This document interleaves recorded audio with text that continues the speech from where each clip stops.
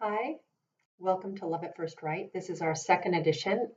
I'm Victoria Dougherty, and I'm a blogger and Cold War thriller writer who is endeavoring to write a great epic romance. And this is my video diary chronicling that endeavor.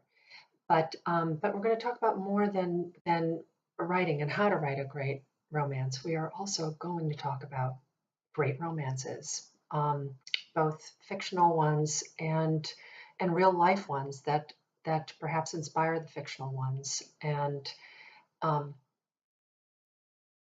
inspire us to want to read about love and experience it both, on the page as well as in our own lives. This is entitled Sense and Sensuality because I want to talk about the love scene today. There's an old adage, and I hope I get it right, but I think I've got the gist of it. And it goes so: if the sex is good between two lovers, if obviously if they're attracted to one another, but also if they're on board with one another, with the way they want to make love, with how often, it's 10% of the relationship. But if it is not good, if there is resentment and frustration and rejection, and if they're not on board with each other and what they want to do, it becomes 90% of the relationship. I think that is very insightful and true. And I think that it is also true of the romance.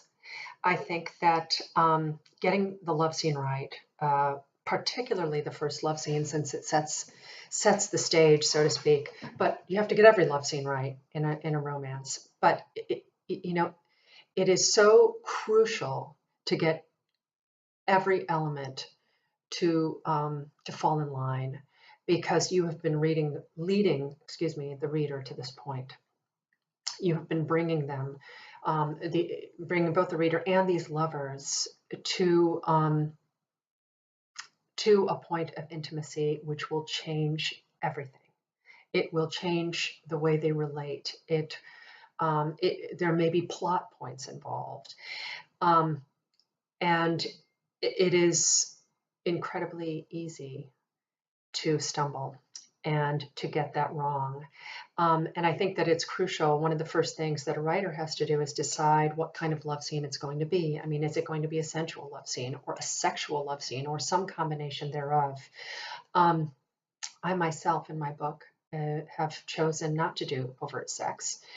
This is not because I have anything against erotic content or sexy novels or anything like that. But I'm a little bored of them.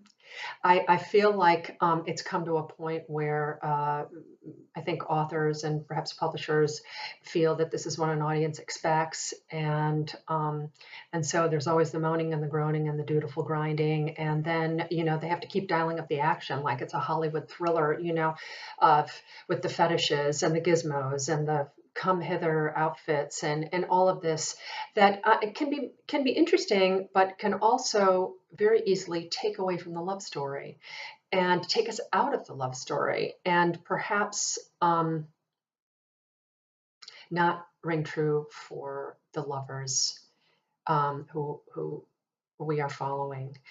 Now, in in my own in my own endeavor, I I want to write extremely drippingly sensual scenes. I really want to take this to the edge, the longing, the yearning.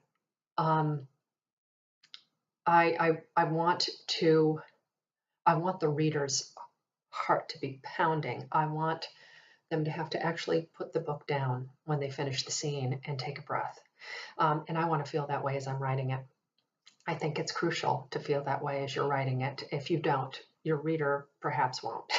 um, I always hate to say, well, this is the way it is, because obviously it's different for every writer, but this is the way it is for me. If I don't feel it, I don't think my reader's going to feel it. And so what I want to do next week in next week's edition of the video diary is really go into sensuality in a very sort of deep and intimate way. Um, I think that in writing a sensual scene, for me, it's important to go back to those first feelings, those first really intensely sensual feelings that we experience sometimes when we're very young, and they're not sexual, at least not most of the time. But they are very powerful. For me, I mean, the one I remember most is I was very young. I mean, I don't know, I was maybe 7 or 8, and I was at our local pool. And at our local pool, there was a rule that if your hair was past a certain length, you had to wear a bathing cap. And the lifeguards were incredibly strict about this and were always blowing their whistles. And I had very long hair, so I had to wear a bathing cap. And I remember feeling so stifled by that cap, and in this moment of rebellion, I looked around to see if the lifeguards were looking, and I took off the bathing cap and I went underwater, and I remember how the cold water felt. It felt as if it was going through each and every strand of my hair, and that there were thousands of little fingers touching my scalp. I mean, it was just such a powerfully sensual experience. And these are the types of experiences that I want to bring to my characters' love scenes and that I want to explore next week. So I do hope to see you then. Thank you.